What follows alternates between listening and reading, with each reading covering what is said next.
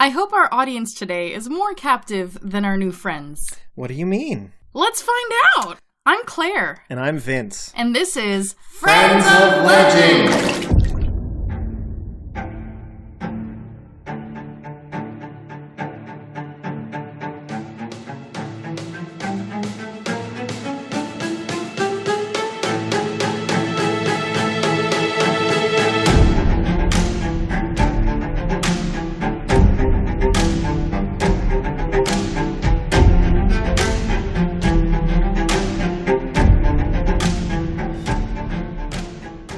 Welcome to Friends of Legend, a weekly podcast where we gain a better understanding of the magical creatures that share this world with us, and do our best to build respectful relationships with them. Everybody needs a friend. Indeed, especially in these very trying times. Today I thought we could do something a little bit different. Oh, really? We're going to talk about two kind of similar friends, but two different and distinct creatures. Would you call this a creature feature? I sure would. Hooray! First friends we're going to talk about today are the Swan Maidens. Now, Swan Maidens appear in many different cultures and regions of the world. There are stories about them from Greece, Ireland, Russia, Germany, Iceland, Japan, China. They're all over. They make their rounds. Wow. I can't say I've ever heard of Swan Maidens, but tell me more. You are probably familiar with the story of Swan Lake, the ballet. Oh, man, that didn't even occur to me. Yeah, so a Swan Maiden is essentially a shapeshifter. They have this beautiful robe of swan feathers that they can don and doff. And when they put on the swan feathers, they turn into a swan. When they take it off, they are a beautiful human. I would say woman, but there are actually swan males out there. Not exactly maidens, but there are swan guys out there.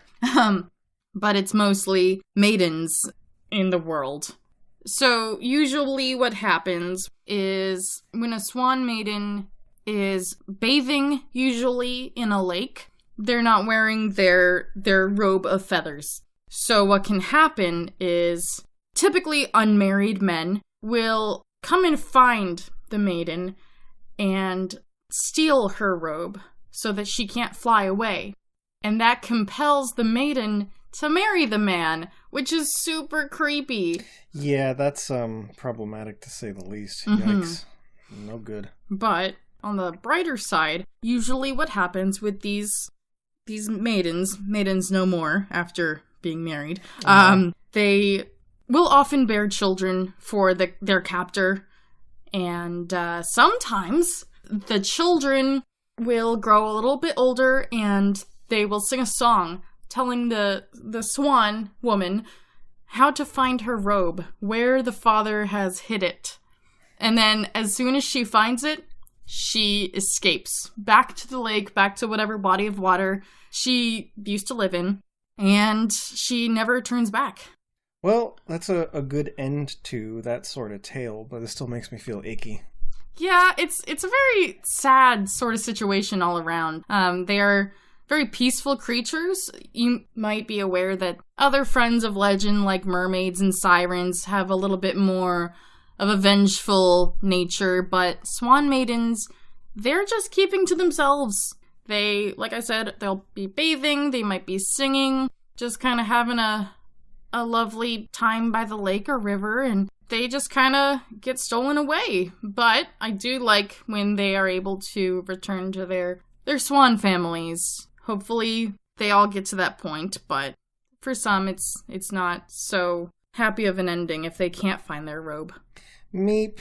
That's a hard life.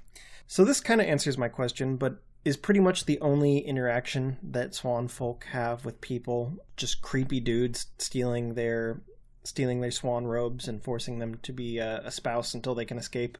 Usually that is what is recorded, that we know of. I can only assume that there are many peaceful stories of swan maidens that get to live out their lives with their swan families and not interact with greedy humans at all, but those are probably the ones that are not exciting enough to be put into history. But unfortunately, they are usually seen as, the victims of captivity. Well, that's a shame. It sounds like they live in groups, though. They're not just solitary. They do often live in groups. They will especially like to bathe and sing in small groups. What a serene image, though. A bunch of swan people singing in a lake. Why would you want to disturb that? It is really upsetting. Blep. Yeah, we can do better than that. We sure can. So for Swan Maidens, their ideal life is just to be left alone by grabby guys and ladies. Just, if you meet a swan, if you're at a park or a lake, and you see a beautiful swan swimming around, leave it be. If you see a naked lady, leave her be. Leave the naked guys alone too. Please. Don't take their cloaks. Okay, that's the best way to get them against you. Because they might be a doting wife or husband for, however long your marriage lasts. But as soon as she finds, or he finds their robe again, they're gone. So just avoid that situation entirely. Find a spouse the proper way.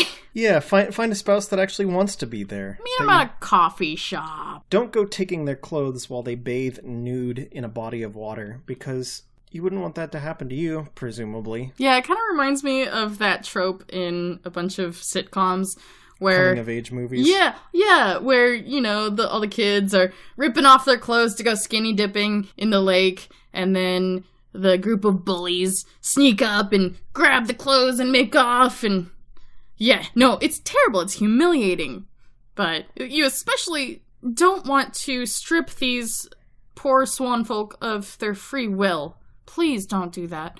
So, as I was saying, the best way to become their friends is to just admire from afar. Maybe don't, be a peeping Tom about it, but give them space. You can maybe feed them some breadcrumbs or some grapes, when they're in their swan form. Mm-hmm. I don't think well, I don't know. Maybe they'd still want breadcrumbs and grapes.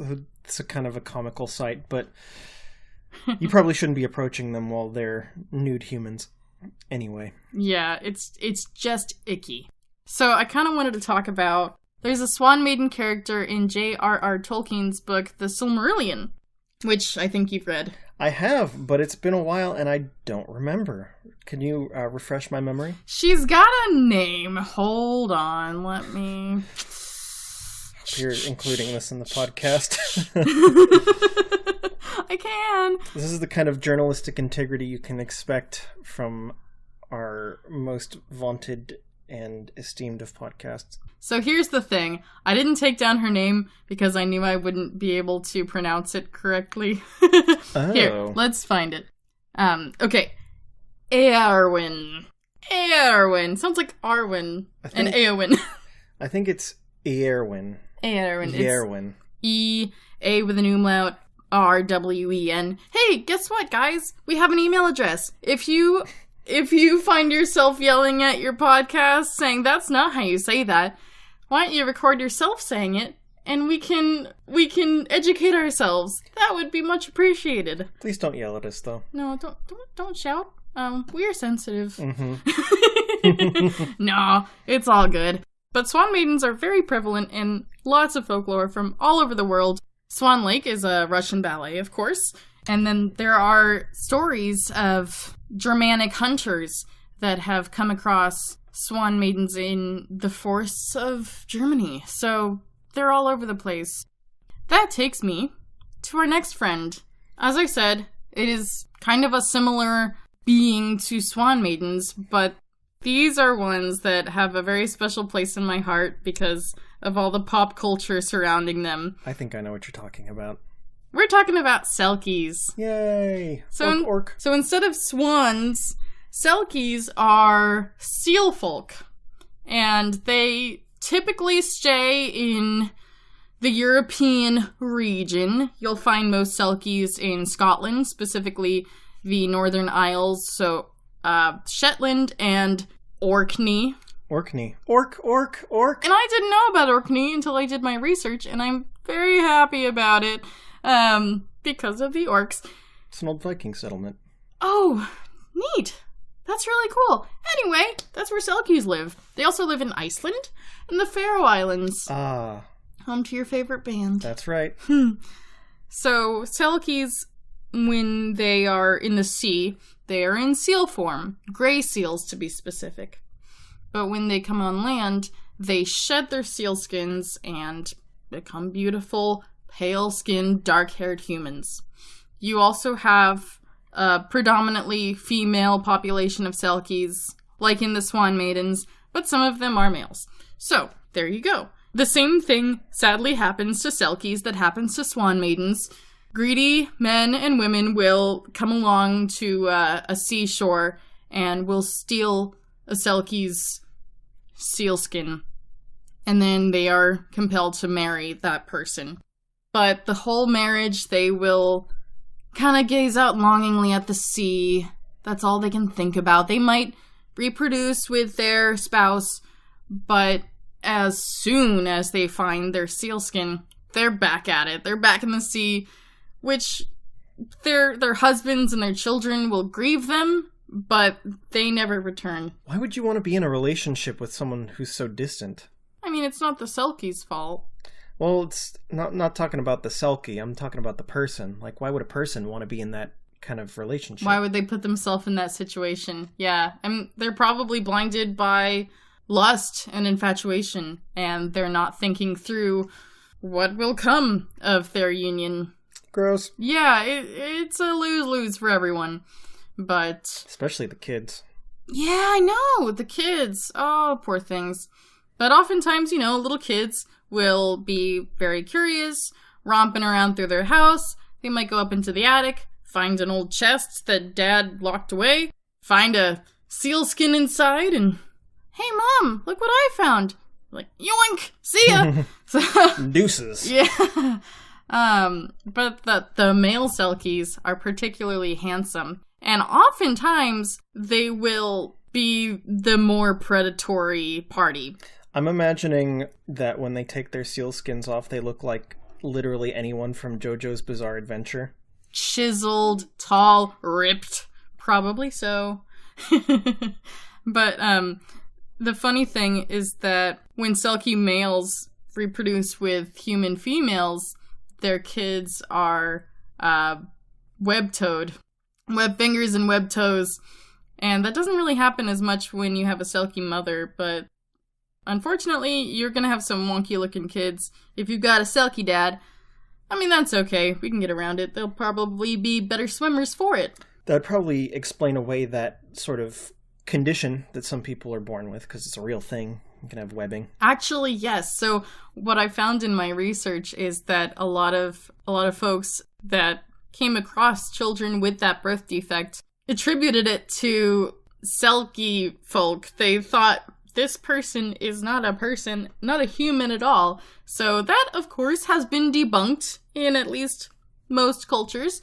But I thought that was very interesting. It is, and I'm glad you kind of told me about it, because I was going to ask right as soon as you told me that we were going to be doing Selkies why we don't hear stories about male Selkies, and this kind of brings some light into that. Yeah, they are around, and to get into how to become friends with a Selkie, if you want to attract a male Selkie to the shore, women can actually go to the sea, maybe stare longingly over the dock, and if you shed 7 tears into the ocean, it is said that a male Selkie will approach you. Oh, wow. Kind of like the Selkie version of sliding into your DMs. Yeah. So that's the guy Selkies. The lady Selkies, same with the Swan Maidens. They just want to be left alone. They don't want your creepy butt making you marry them. Please leave naked ladies be. So, in general, are you saying that there's no real way to become just platonic friends with a Swan Maiden or a female Selkie? I have every faith that we can. Like I said, the most exciting stories are of the kidnapping. and the forceful marriages. But Bleh. I have every reason to believe that if we are gentle, if we approach with tenderness and stay far away from the skins, they won't fly or swim away, and we can have a lovely conversation with them. That's a good general rule of life. Stay far away from the skins. We can even maybe join in some song. Selkies like to gather together in groups at moonlight and sing seal songs. Oh, seal songs. Isn't that great? I would love to hear a seal song. No, I'm not going to grace our listeners with my idea of a seal song, but you can only imagine. So what do Selkies eat? Selkies eat what seals eat, pretty much. Fish, squid, octopus, small crustaceans. And then when they are in their human form, they'll eat human food, but they prefer to hang on to the seafood and meats. So they never stray too far from their natural diet. Understandable. It's not too dissimilar from our diet. So you mentioned the British Isles, Iceland, Faroes, kind of everything that sits up in the North Atlantic or the North Sea. Is there any more widespread tale of Selkie, kind of like there is with the Swan Maiden, or is it just relegated to those Nordic waters? Selkies do branch out to other parts of the world. There's tales from the Chinook people of North America of a small boy who turns into a seal. So, yeah, I mean, they're all over, but the colonies are probably going to be closer to the British Isles. And there are a lot of references in pop culture to Selkies as well, and they are mostly of Celtic origins. There's a movie that we both really like, and I want everyone to go watch it on Netflix after this. It's called Song of the Sea. What a precious movie. It's an animation, beautiful images.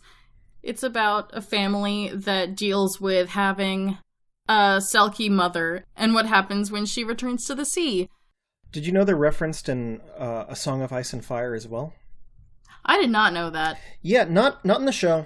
It's more of a sort of subtle nod to the Selkie stories with one of my favorite cultures from that book, the Ironborn. Mm-hmm. There's a family that lives on an island that's the furthest point west that anyone has ever explored, called the Lonely Light. It's a lighthouse, and the people, they're called the Farwinds. And it said that they are able to skin change the way that like Bran and Arya and Rickon and Jon are into seals. They're also said to be able to skin change into killer whales as well, but mostly it's the seals that are referenced. Interesting. That's really neat. I mean, and you were asking about what parts of the world Selkies can be found, and from what I understand, gray seals specifically like colder waters because they've got all that blubber. So you can find them in more subarctic regions like Pike, where the Ironborn live. And yeah, it would make sense to me. Somewhere cold, remote, marine, etc. Speaking of blubber, there is a good way to make enemies with Selkies. If you go around killing seals, then you're going to quickly get on their hit list. There is a story of a man in the Orkney Islands of Scotland who brought his flock of sheep to graze on a holm, and then he killed a seal on the way home for most likely meat and blubber to bring back to his village and whatever he's gonna do. But when he returns to the pasture the next day, all his sheep have disappeared.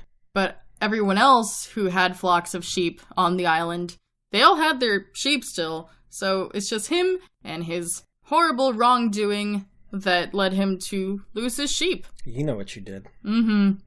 They're always watching. Another thing I just thought of, is there any way to tell if a person is a Selkie in disguise? You might be able to tell if they look kind of morose. And if you live by the sea especially, you've got a friend, a neighbor. They just can never seem to be happy. Especially if you catch them staring out into the ocean a lot. You've probably found yourself a Selkie. Now, what you can do to help her, or him, if you really want to get involved, do a little bit of searching, and maybe even question their spouse. try to find their skin. I know that sounds kind of like you're interfering, but if you really want to help this person, this Selkie, then try to find their skin and return it to them. I think it's only right. Mm-hmm.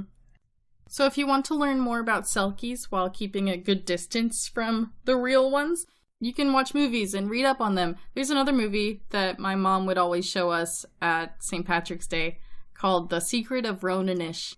And it's a live action that features Selkie kids. And it's really a neat movie and kind of shows how elusive and magical and mystical they are and how we don't want to bring them any harm. So at this point in the show, if you have not listened to us already, welcome. We have a rating system for how easy it is to become friends with our creatures of legend. So we've got 4 tiers. The first one is friend-shaped. That means this creature is really easy to get along with and seems to enjoy being in human friendships. The second in the list is cheeky friend. Not necessarily hard to be friends with, but prone to mischief or annoyance. The next one is spicy friend. They're a harder creature to safely become friends with, and they might be a risk to your safety. And then the last tier is not a friend yet. There's no real known instances of human friendship. It's almost always a risky or dangerous affair to get involved with them, but don't count them out just yet. Right. I would definitely give Selkies and Swan Maidens the rating of friend-shaped, because they are very gentle creatures, and the only risk that you have if you end up kidnapping them is getting your heart broken when they leave you. Yeah, see, for that, I would almost give them cheeky friend. While it's not mischief or annoyance, it is difficulty. It's difficulty that isn't threatening to your safety, but right. It's almost like we need another tier like sad friend. Because they're tragic friend. Tragic friend. They're not hard to be friends with, but you're kind of forcing them into it. And unless you're going about it a very specific way, that friendship is going to end and you're going to feel left out. Though, to be honest, it's probably something you did. That's a very thoughtful response, and I would have to agree with you.